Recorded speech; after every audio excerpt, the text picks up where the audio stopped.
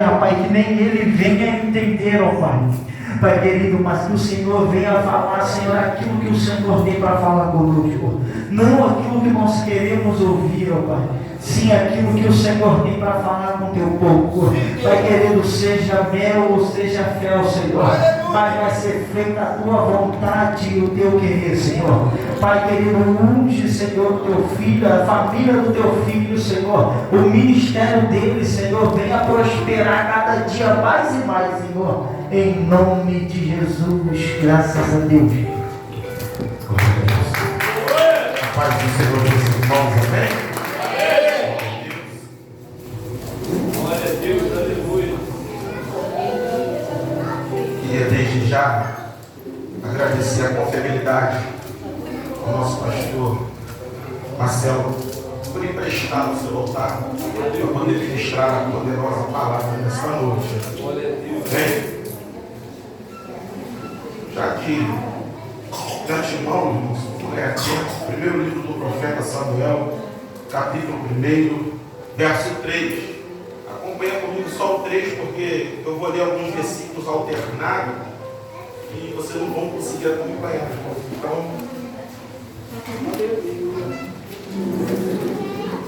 Deus, mais uma vez, Senhor, põe na minha oração o coração do teu servo. Eu me coloco diante de ti, ó Pai, como um vaso que precisa ser cheio da tua presença e do teu conhecimento. Que eu diminua, que o Senhor cresça, Pai. Que eu, Senhor, diante de ti, sou dependente e te peço e uso uma vez mais, em nome de Jesus. Amém, irmãos? Verso 3 diz assim: e esse homem subia da sua cidade anualmente para adorar e sacrificar ao Senhor dos Exércitos em Siló. E os dois filhos de Eli, Ofni e Finéias, os sacerdotes do Senhor, estavam lá. Mais uma vez, só o final da parte B que diz assim: Eli, Ofni e Finéias, os sacerdotes do Senhor, estavam lá. Capítulo 2, verso 12, irmãos, diz assim: ora, os filhos de Eli eram filhos de Belial. Eles não conheciam o Senhor. Ora, os filhos de Eli eram filhos de Belial. Eles não conheciam o Senhor. Verso 18 diz assim: porém, Samuel ministrava diante do Senhor, sendo criança, cingido com um éfode de linho. O 26 diz assim: e o menino Samuel cresceu e tinha o favor tanto do Senhor como também dos homens. O verso 35 diz assim: e eu levantarei para mim um sacerdote que fará de acordo com aquilo que está no meu coração e na minha mente, e para ele edificarei uma casa segura, e ele andará diante do meu ungido para sempre. Capítulo 3, verso 1 diz assim: e o menino Samuel ministrava ao Senhor diante de Eli, e a palavra do Senhor era preciosa naqueles dias. E não havia nenhuma visão aberta.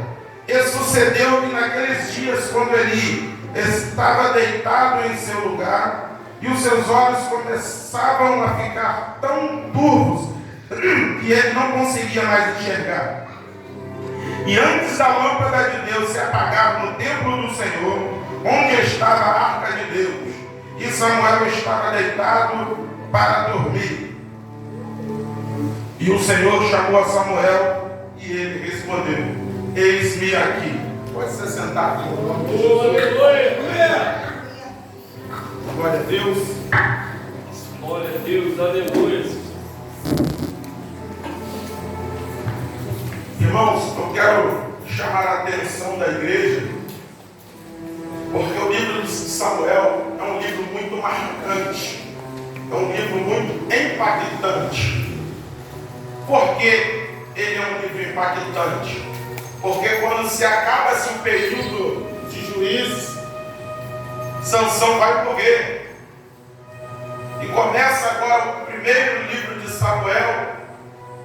Ele não vai só servir como sacerdote durante 40 anos entre os Israel. Ele também vai ser juiz. Então entendemos que logo que Sansão morre, temos sobre juízes e sacerdotes Eli para subjugar Israel. Mas o que me chama a atenção dentro desse livro, e ele se torna um livro tão marcante, teologicamente falando, porque o livro de Samuel é um livro que marca o término do período teocrático e começa o período monárquico. Pastor, o que é isso que o senhor está dizendo? O período teocrático, ele nada mais é um período onde Deus ainda é o rei sobre Israel. Ainda é Deus que julga a causa de Israel. Então, uma vez que se termina o período teocrático, Deus ele não subjuga mais Israel, porque o povo rejeitou ser julgado pelo Senhor. E quando dá início ao período monárquico, é o homem dizendo: eu não quero mais ser subjugado pelo Senhor. Eu quero que levante alguém que eu possa ver para subjugar as minhas causas. E uma vez que eu rejeito Deus e adoro o homem, ou preciso depender do homem, isso vai gerar consequências. Então, por isso que o livro de Samuel é um livro marcante. É um livro que, quando eu olho, eu vejo uma ingratidão tão grande, desde a saída do Egito, coisas maravilhosas que Deus fez, curas extraordinárias que Deus realizou, fome que foram matadas pelo Senhor, e agora vai passar-se um tempo que o povo vai esquecer daquilo que o Senhor outrora tinha feito. Então agora o povo já não quer mais Deus como líder, o povo quer rei para liderar. Isso aqui é um livro marcante, porque é aqui que começa esse período. Então, quando agora Elias está subjugando Israel, ele está como sacerdote da casa do Senhor, e aqui começa algo degradante dentro da casa do Senhor, ao ponto que Deus ele vai chegar ao ponto de não falar mais com Eli. A presença de Deus não se manifesta mais dentro do templo. Por quê? Porque uma vez que ele pegou a sua autoridade e entregou para quem não tinha que entregar, então isso aqui não vai dar certo, não tem como dar. Porque ele pegou a sua autoridade e entregou, como nós lemos no verso 3, sobre a autoridade sobre os seus filhos, Ofni e Finéias, homens, como se possa dizer, pecadores, homens adúlteros, homens que, aleluia, a Bíblia chega ao ponto de dizer que eles coabitavam com mulheres na porta do templo, homens que não respeitavam a casa do Senhor. Mas o que me chama a atenção é que, aleluia, Samuel ele vai escrever o primeiro livro do capítulo 1 até o capítulo 28, porque nem só foi Samuel que escreveram todos os dois livros de Samuel. Vai ter dois ajudantes que depois eu vou falar, se assim Deus permitir. Mas eu quero falar do período que Samuel começa aqui falando sobre Ofni e Finéias no capítulo 3. E o que me chama a atenção é que a apresentação de Samuel, no verso 3 do capítulo 1, eles estão apresentando Ofni e Finéias e Eli como sacerdote do templo. E quando alguém fala ali, vai alguém representante da obra do Senhor, nós imaginamos que é uma pessoa irrepreensível, uma pessoa que está diante do Senhor, andando nos seus caminhos. Mas o que me leva a atenção é que quando nós vamos, aleluia, para o capítulo 2, no verso 12, aqui Samuel revela quem é que está diante da presença de Deus. E isso aqui é terrível, irmão. Glória. Fundo aí, pastor. Até o fundo. Ajuda ele, pastor, esse fundo, meu Deus. Oh, glória. No capítulo 12, Samuel, ele faz a grande revelação.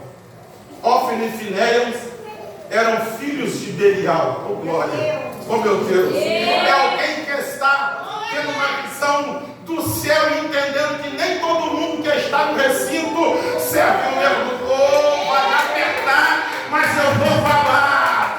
Vai apertar, mas eu vou lhe entregar. É Samuel olhando e entendendo que nem todo mundo que está dentro da casa pertence ao mesmo Senhor. Nem todo mundo que está dentro da casa profere da mesma fé. Nem todo mundo que está dentro do recinto faz a mesma obra. É Samuel dizendo: eu enxerguei o Filipe dentro da casa do Senhor e não anda segundo a vontade de Deus. Deixa eu falar uma coisa para quem anda que nem uma Filipe, com aparência de crente, mas desviado dentro da casa do Senhor. Cuidado que uma hora o Senhor pode te encontrar no meio dessa jornada. Aleluia! Oh Deus! Aí no capítulo 2, no verso 12, Samuel revela quem são. Oh glória! Ainda tem homens e mulheres de Deus que estão dispostos a pagar o preço e falar a verdade dentro da casa. Oh glória! Aleluia! Oh maravilha! Isso aqui me leva a entender, igreja, que Deus ele precisava de alguém para reparar no altar.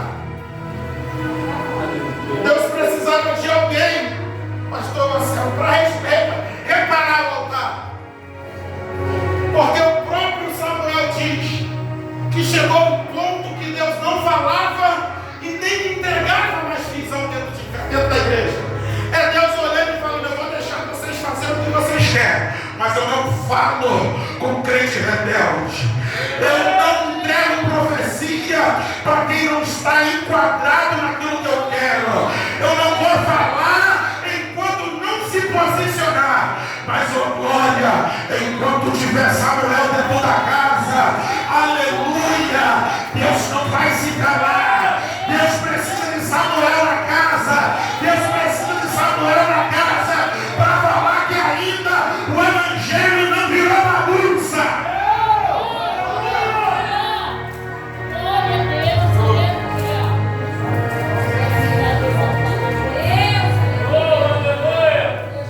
Deus não fala mais na casa. Deus resolveu se calar. Por quê? Porque o pecado estava muito grande. E o engraçado, pastor Marcelo, é que Deus está dando corda. Deus está dando corda. Deus podia ter puxado. Aí Deus não puxou, Deus deu corda. O problema de crente dentro da casa que faz o que quer e não vê a repreensão de Deus, ele acha: eu vou continuar fazendo, porque Deus ainda não cobrou, mas uma hora ele vai puxar e Deus vai chegar.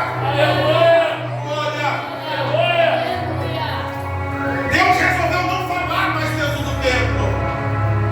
Só que a Bíblia diz que, aleluia, Elcana, homem afrodita, subia ao templo em Siló de ano em ano para sacrificar ao Senhor. E o que me chama a atenção é que Elcana é da tribo de Levi, do clã coatita. Para quem não sabe, a tribo do clã de Coatita era o segundo filho de Levi, porque ele vai ter Gerson, Coate e Meraí. Então nós estamos falando de alguém que tem linhagem, de alguém que tem descendência. Elcana, repita comigo: Elcana tem linhagem, mas também tem descendência. Glória. Agora vai apertar mais um pouquinho. Elcana tem linhagem, ele tem uma descendência, mas Elcana ainda não tem compromisso dentro da obra. Mas Elcana tem um desejo. E qual é o desejo? A minha casa está uma bagunça. Penina se revolta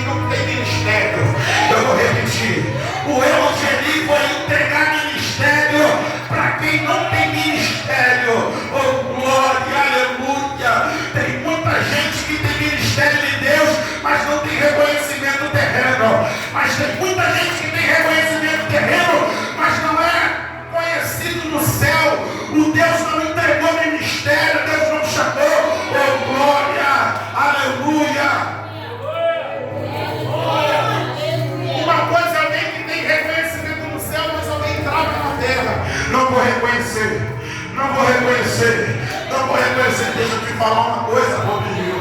Aleluia, glória a Deus. Quem foi que disse que eu preciso ser reconhecido na terra? Oh, glória. Lembra que Davi estava no pasto, cada ovelha malhada, escondido, matava urso, matava leão. Aleluia. Já era reconhecido no céu. Mas chegou o momento que Deus falou: eu vou te exaltar no meio da casa, meu filho. Todo mundo comeu até hoje sem a tua presença. Mas hoje ninguém come mais. Porque hoje eu vou te exaltar.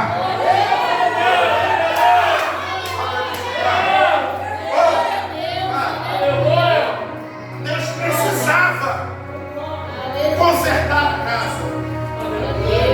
Repita comigo: Deus precisava consertar a casa. Mas como é que levanta alguém para reconhecer, para consertar a casa no meio de uma nação que está corrompida com o pecado? Glória.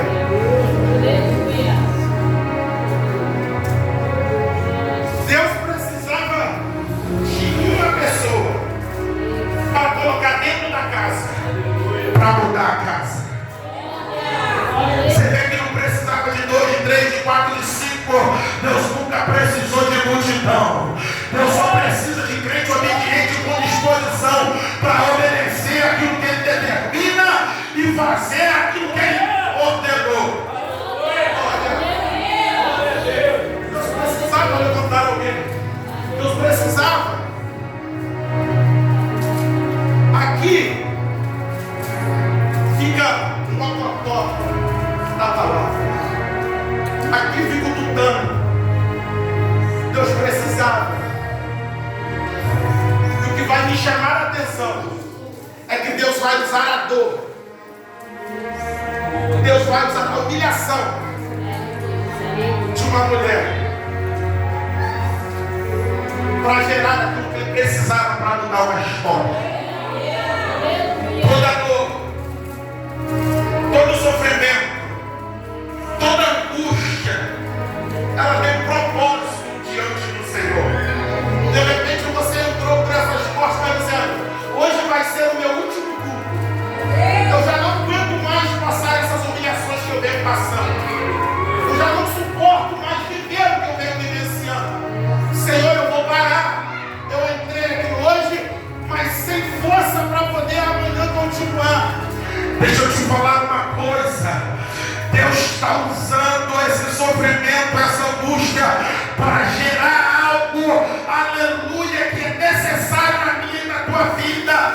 Porque Deus, Ele não vai agregar e não vai acrescentar coisas grandes na minha e na tua vida sem antes passar por uma aprovação. Está doendo? Aguenta mais um pouco. Estão te caluniando? Suporta mais um pouco. Estão apontando dentro da tua cara e estão dizendo que você não vai chegar a lugar algum. Não se preocupa, porque o seu destino já está traçado na mão do goleiro. Aleluia. Eu vou até para te dizer essa noite: suporta mais um pouco a aflição. Permaneça de pé, porque aquele que te chamou, Ele é fiel para cumprir todas as promessas na minha e na tua vida.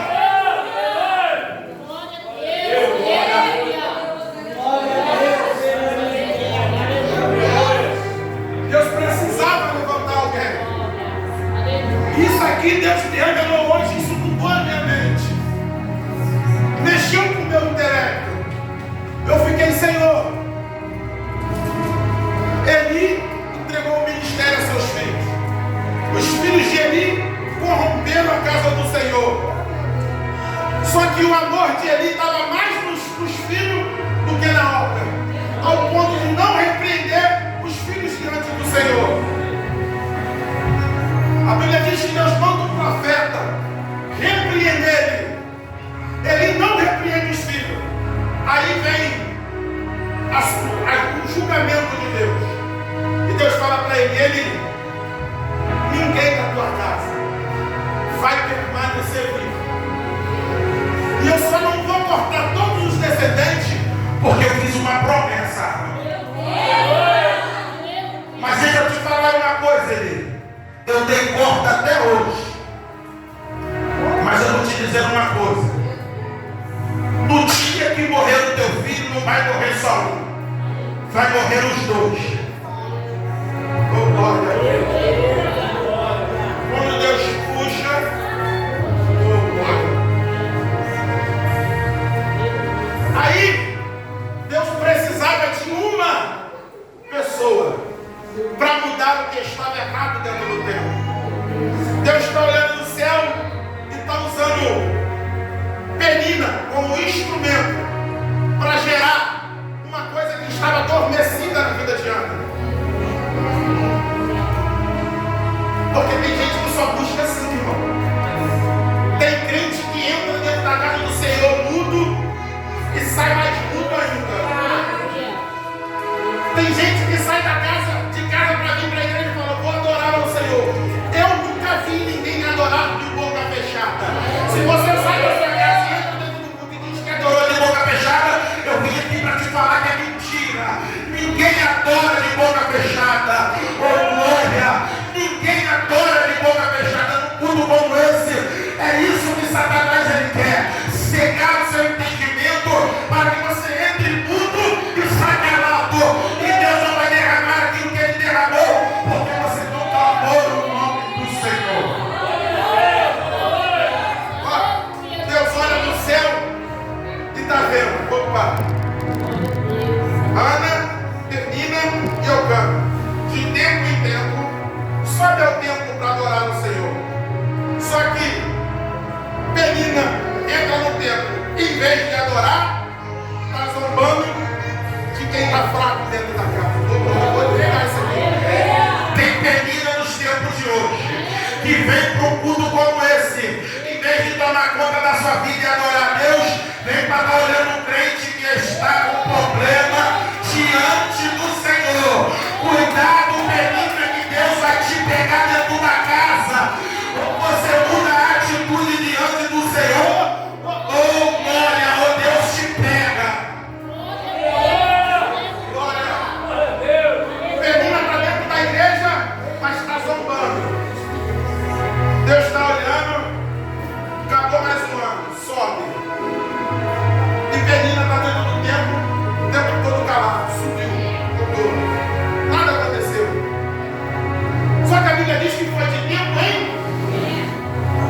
quanto tempo Ana entrou no templo calada e saiu muda? Aqui está a resposta. Mas chegou um dia que ela falou, hoje chega. Hoje chega. Hoje eu vou dar um basta. A Bíblia diz que Ana se posicionou diante do Senhor. Ana se posicionou diante do Senhor. Quando Ana se posiciona diante do Senhor, Deus olha, opa, agora o negócio mudou. Quem entrava calado saía mudo, agora tomou postura de crente dentro da casa. Agora tomou postura de crente dentro do recinto. Deus está falando, se levantou, eu também se levanto. Vamos ver qual é a atitude que está dentro da casa. Aí a Bíblia diz que ela orou ao Senhor de alma e chorou amargamente. É alguém dizendo diante do Senhor, Senhor, até hoje eu fiquei calado diante da tua presença, suportei tudo calado, mas hoje aquilo que eu suportei, esse tempo todo eu entrego nas tuas mãos e te digo uma coisa, Senhor, se olhares para a minha aflição, oh glória. Sabe qual é o problema? Quando Ana ora e diz assim, ó, se olhares para a minha aflição, sabe o que é? É que ela foi tanto tempo para a igreja, mas não começou com Deus, que ela achou que Deus não estava vendo. Aleluia, mas no momento que ela falou, olha para a minha aflição, ela abriu a boca dentro da casa e Deus falou, agora eu vou olhar.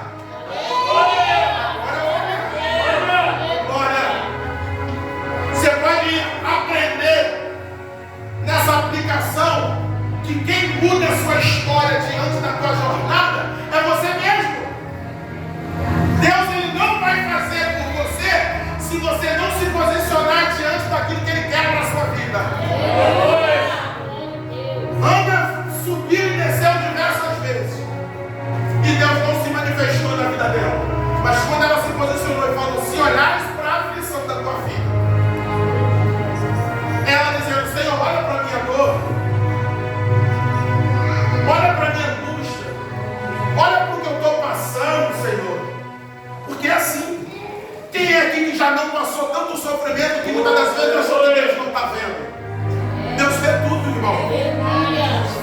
Deus, Ele sabe de tudo que eu e você faz. Antes de você planejar o seu dia amanhã, Ele já sabe o que Ele tem para a tua vida. Aleluia. Mas só que hoje devemos entender uma coisa: o diabo está agindo mais dentro da igreja do que fora dela. Vou repetir: o diabo está agindo mais dentro da igreja do que fora. Sabe por quê? Porque já foi-se o tempo que o diabo tinha desejo de arrancar alguém dentro da igreja e lançá-la fora. Aí quando olhava lá fora, ela se desviou. Hoje não.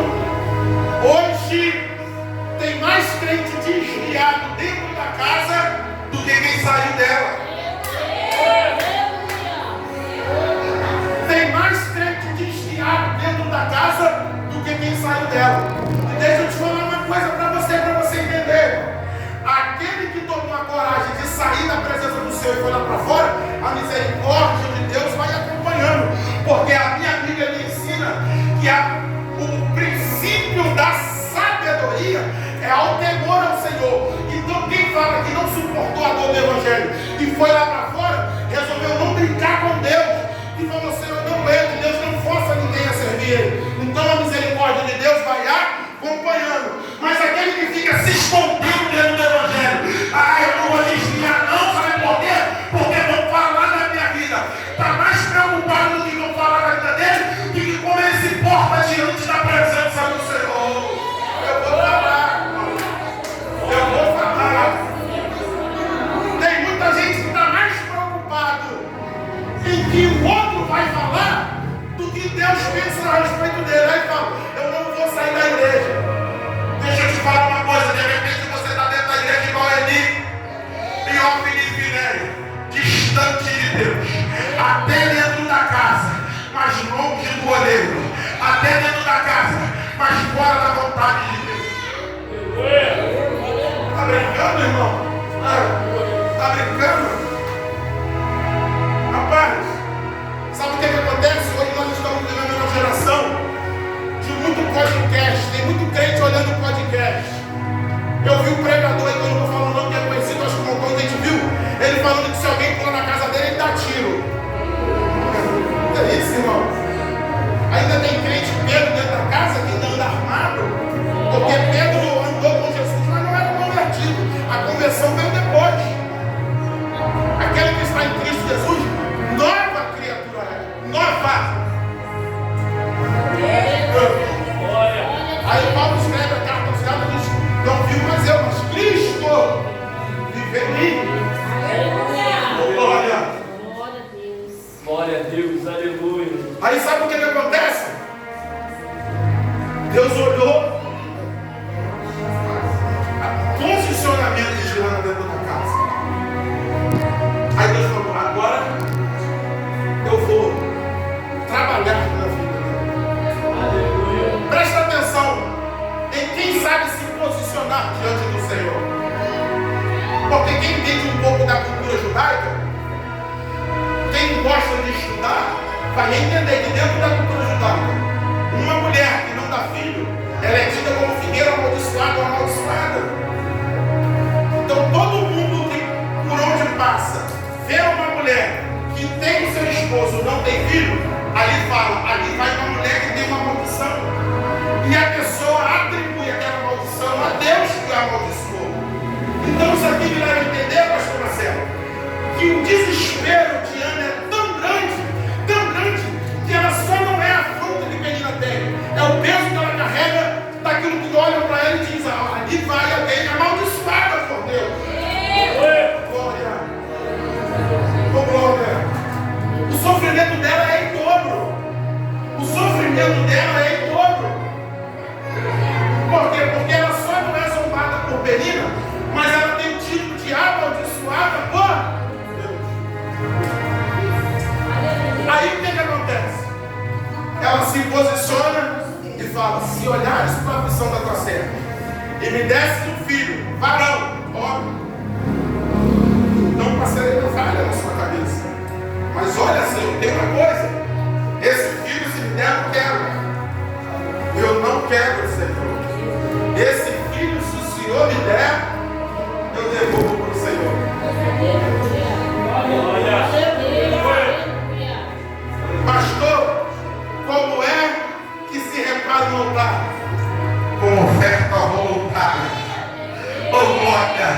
Altar não é consertado com sacrifício, tem que ser com voto voluntário. É ela dizendo: Senhor, se me deres um filho homem, eu entrego para o Senhor, ele vai ser depositado no teu altar. É Deus dizendo: ofereceu no altar, eu recebo, porque eu preciso de alguém para consertar o meu altar. Oh glória! A Bíblia diz que, aleluia, ela vai voltar para Ramá. Oh glória, ela vai coabitar com Golgota. A Bíblia diz que vai se passar o tempo, e quando ela volta agora, ele vê ela, aleluia, com os meninos no braço. Aleluia. Aleluia. Aleluia. Glória a Deus, aleluia, Jesus. Ela volta, vou correr para terminar. Porque o maior inimigo do pregador é o teu relógio. Eu não quero pregar até 9h30. Eu vou tentar até 9h15, já são 10 segundos para terminar, aplicar e a gente dá glória a Deus, amém? Amém ou amém? Ó, ela volta para Siló, mas volta com o filho no braço. Eu fico imaginando a cara de Eli, que olhou para ela e titulou ela até como embriagada, mas depois profetizou.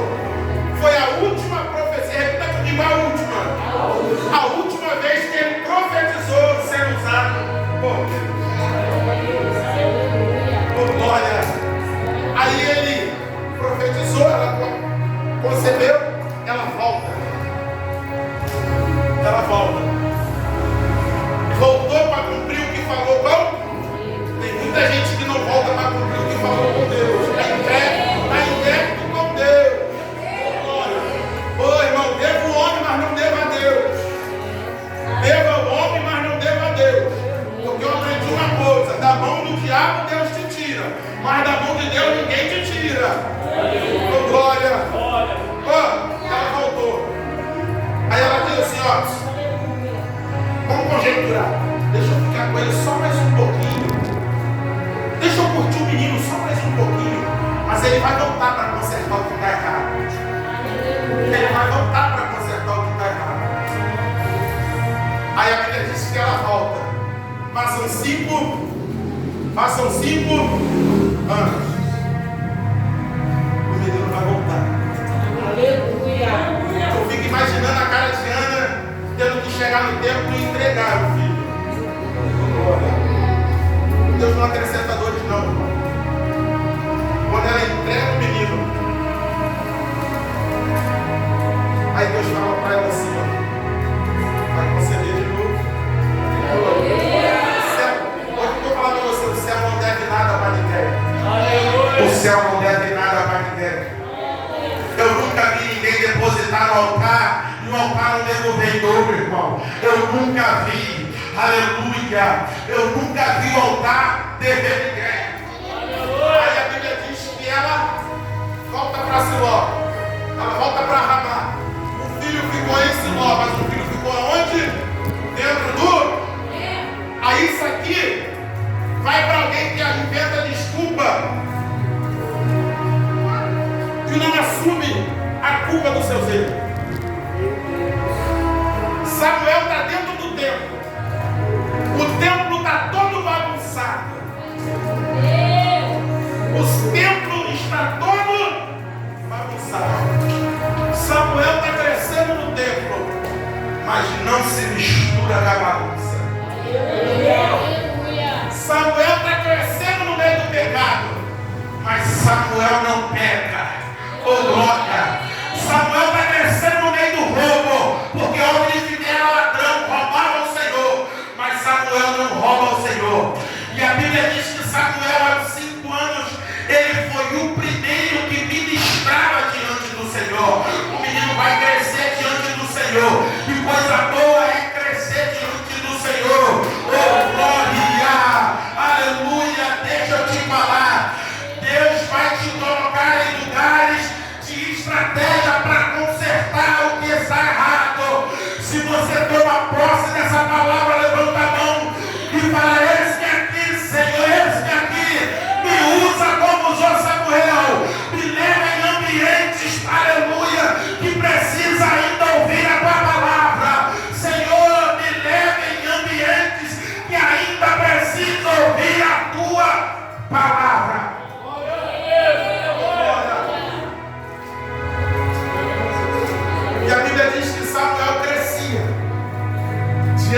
homens, mas também crescia diante do Senhor.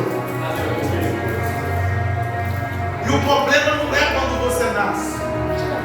O problema é quando você cresce. Quer incomodar alguém? Cresça. Quer incomodar alguém? Cresça. Enquanto você é pequeno, não incomoda ninguém. Mas quando começa a crescer, começa a incomodar. A Bíblia diz que Samuel crescia diante dos homens e diante do Senhor. Mas Samuel está dentro do templo. E o templo precisa ser mudado. A Bíblia diz que agora Deus volta a falar. Você está entendendo que Deus vai te levar em lugares aonde Ele já não fala tempo e vai usar a tua vida para falar nesse tempo? Deus vai te levar em lugares aonde, aleluia, Ele não fala mais, mas Ele vai usar a tua vida para falar no ambiente. Saia daqui entendendo que você mata mais na mão do Senhor. Saia daqui sabendo que Deus te levantou como Samuel. Em tempos de crise ainda tem profeta dentro da casa do Senhor e profetiza. Em tempos, aleluia, da adversidade, ainda tem Samuel no recinto que está vendo o pecado rolar solto, mas não pega junto com o pecador. Oh, glória! Fala de pé, irmão. Glória a Deus, aleluia. Oh, glória! Entenda uma coisa, irmãos. Entenda uma coisa. A palavra do Senhor, ela tem que ser apregoada. Nós estamos vivendo momentos aí onde a palavra do Senhor ela não tem sido mais apregoada. Pastor, o que é isso? Eu falo com coerência, irmãos. Sabe por quê? Porque o evangelho ultimamente que tem sido pregado é o evangelho que maqueia, que massageia ego. E Deus ele não massageia ego de ninguém. A Bíblia diz que Ele é espada e Ele é justiça no meio do povo. E os tempos estão difíceis e a sua justiça está se cumprindo. E Ele quer vir buscar uma igreja lavada e remida não no pecado, no sangue do Cordeiro. E tem acontecido, irmão, uma coisa generalizada em nosso meio que está virando normalidade. E isso não é normal, irmão. Aonde um pregador sobe no altar e não bate no pecado. O pecado não tem que apanhar, não, ele tem que ser espancado. Nós estamos vendo uma bagunça generalizada dentro da casa do Senhor, porque tem crente brincando de oba-oba, e Deus quer levantar Samuel na terra para dizer ainda: ei, eu ainda estou de pé para reparar tempo, aleluia, que está desconcertado. Ainda tem remanescente na terra, irmão. Ainda tem homens e mulheres de Deus, ainda tem, irmão. Aleluia. Glória a Deus. Eu passei a tarde toda falando: Senhor, me dá uma palavra, Senhor. Senhor, me dá uma palavra, Senhor. E eu nem faço esboço, irmão. Isso aqui não é esboço, não. Isso aqui não é esboço, não. Isso aqui é só algumas coisas que eu peguei, que de alinhamento tinha mais coisa para poder falar. Deus, Ele só pode usar. Deus, Ele só pode usar alguma coisa dentro da casa para reparar o que está errado, se aquilo que Ele quer usar está enquadrado naquilo que Ele tem. Senão Deus não usa. Aleluia. Nós estamos vivenciando um tempo que pessoas estão levantando e estão dizendo que Deus está falando e Deus não está falando. Deus está num tempo que Ele está de observação, olhando quem está diante da sua presença. Pastor, ele não fala? Fala, porque ainda tem. Eu fui usado aqui, ó, com o meu pastor e o pastor Samuel aqui, irmão. Profetizado na semana passada, com 3 dias aconteceu. Isso é profeta na mão do Senhor, irmão. Ainda tem, mas hoje tem um tal de oba-oba aí que levanta: eis que te digo, eis que te falo. Primeiro que Deus não fala no verbo da conjugação do passado, Deus fala na presente. Quando fala para mim: eis que te digo, eis que te falo, sai, Satanás. Está repreendido que Deus não fala no verbo da conjugação do passado. Deus fala no presente e Deus fala no futuro. Te digo hoje, filha, assim te digo. O negócio de que eis que te digo não é Deus. Oh, glória! Eis que te digo não é Deus, irmão. Deus fala na conjugação do presente e do futuro. No passado é Satanás, porque é Satanás que olha o passado para apontar o presente e tentar te pegar no futuro. Glória! Saia daqui entendendo que Deus quer te usar como Samuel. Está doendo. Está gerando sofrimento. É no meio do sofrimento que ele vai entrar e vai dizer assim, ó, é você que eu vou usar teu filho, eu vou usar tua filha, eu vou usar alguém da tua casa. Só suporta mais um pouquinho que a vitória vem. Eu agradeço a tua oportunidade.